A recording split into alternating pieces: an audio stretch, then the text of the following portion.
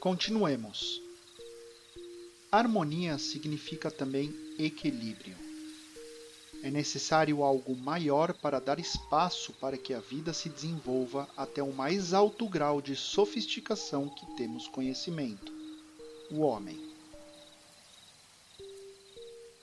Este comedimento do universo se faz presente e é necessário que ele ocorra para que este tipo de vida exista.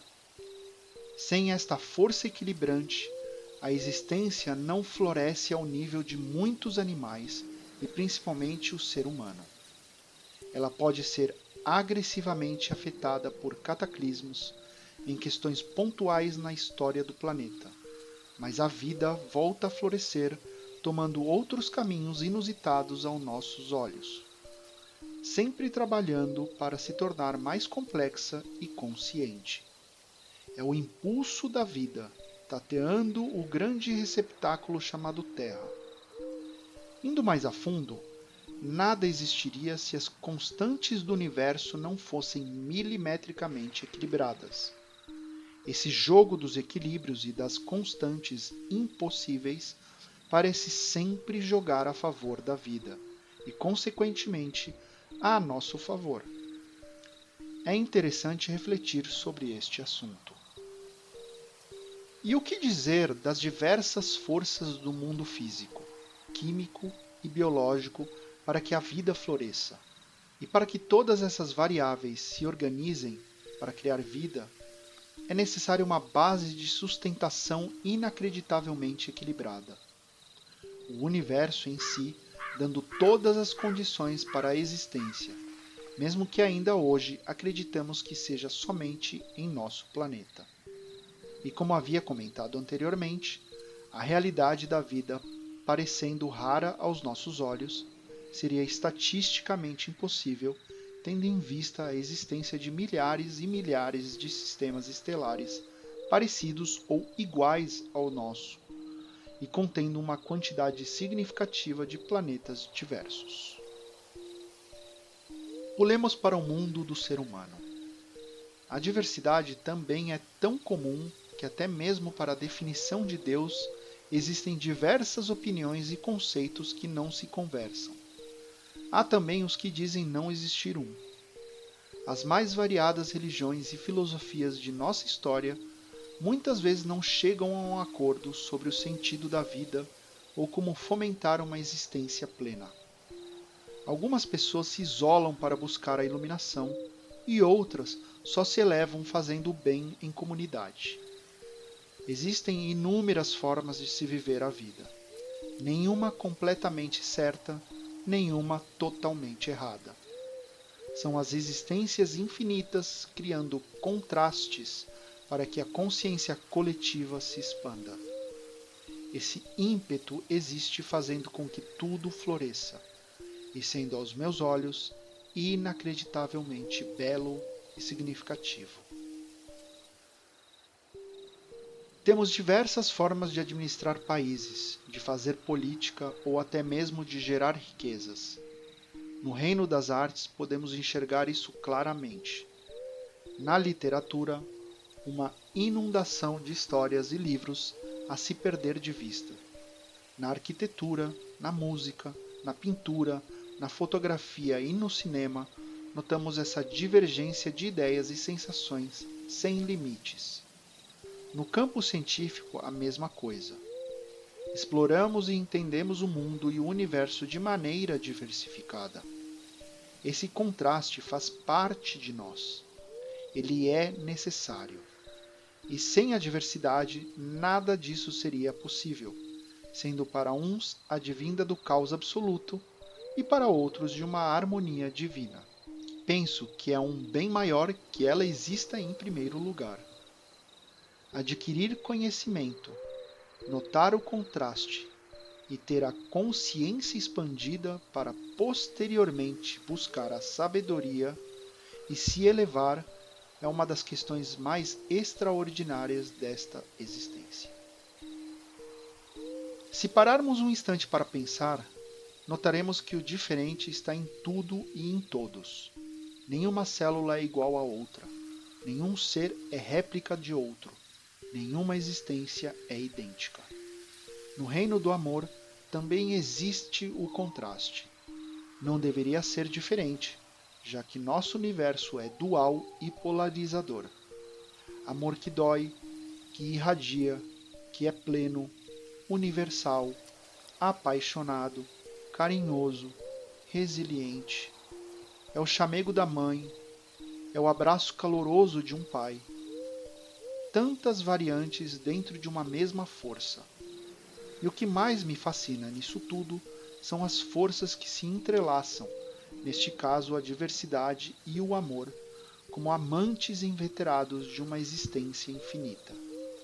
Forças poderosas que, em uma dança singular e harmônica, criam juntas as diversas contradições deste sentimento tão único.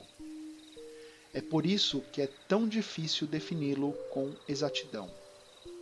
Acredito que não temos consciência suficiente para entendê-lo de fato. Um sentimento que está associado à plena alegria e à dor ao mesmo tempo, que une, que cria, mas que também pode dilacerar corações e deixar marcas profundas. É um sentimento de puro contraste, assim como a vida e a existência. É a partir do contraste que identificamos as diversas potências destas forças e assim podemos inclusive compreender o que não é amor. A indiferença, o medo e o ódio são alguns dos contrastes que aprendemos a identificar como sendo a máxima polaridade oposta. E dentre elas, talvez a indiferença seja a mais cruel de todas. Até mesmo a felicidade tão almejada por todos é divergente. Não existe até o momento uma fórmula para a felicidade, e meu palpite é de que nunca existirá. Muitos já tentaram de diversas maneiras identificar algumas equações matemáticas ou físicas explorando essa ideia. Até no campo da biofísica, neurociência e da psiquiatria, existem estudos sendo conduzidos ainda hoje na busca de uma fórmula para obter a felicidade. Ela própria é extremamente subjetiva e pode ser experienciada em diversos graus distintos. Em alguns casos, o que causa felicidade para uns pode ser indiferente para outros. Tenho como pensamento recorrente que a felicidade não poderia nem ser obtida por meios externos.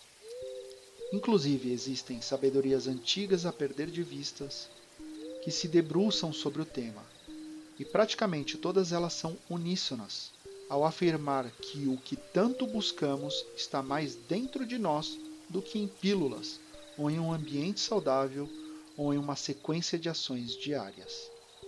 E mesmo assim, observamos que até mesmo ela sofre a ação da diversidade.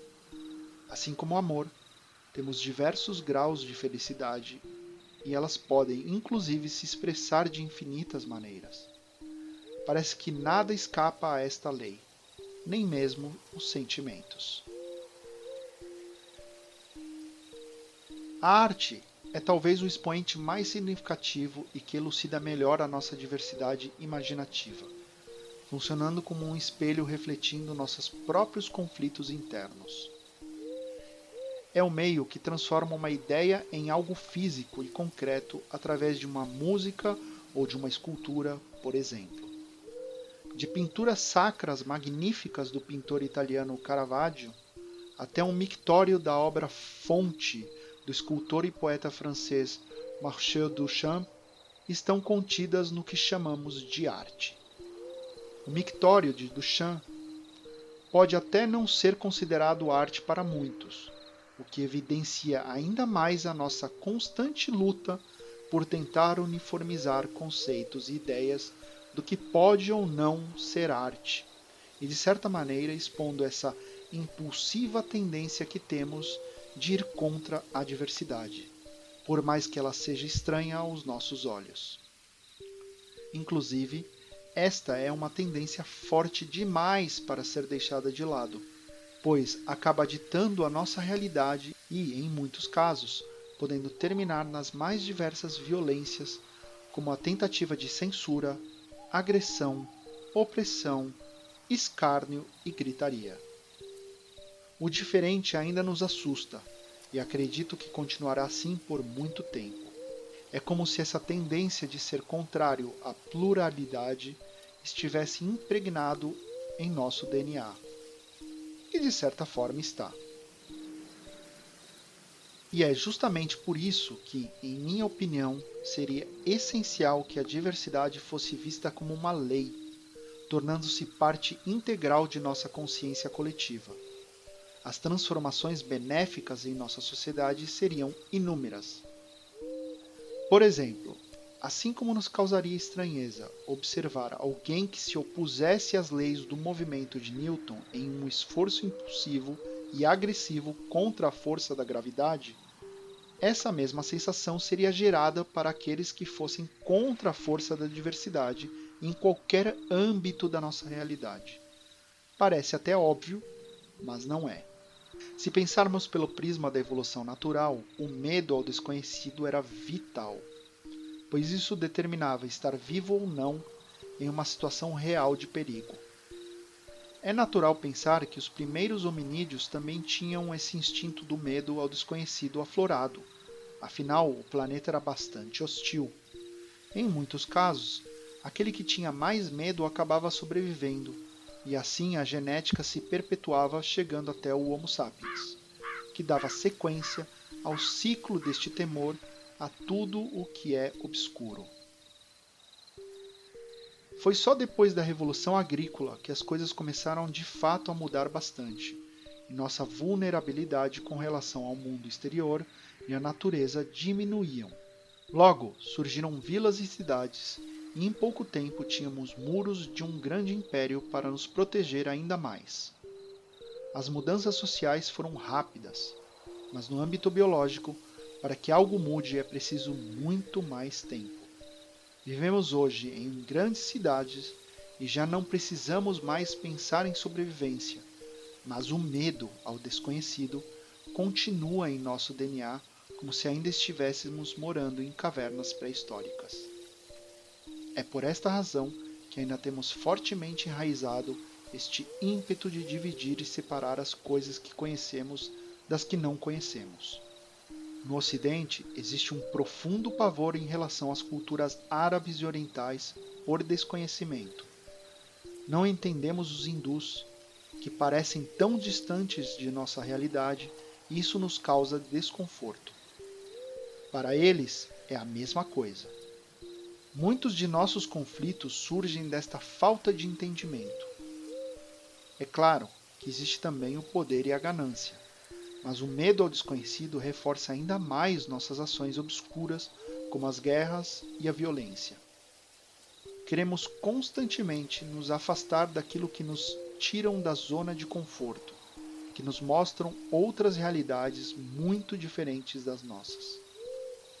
E esse desconforto é sentido em políticas migratórias violentas, nas defesas da soberania de uma nação e na desconfiança de vizinhos que agora se deparam com outras culturas vivendo ao lado.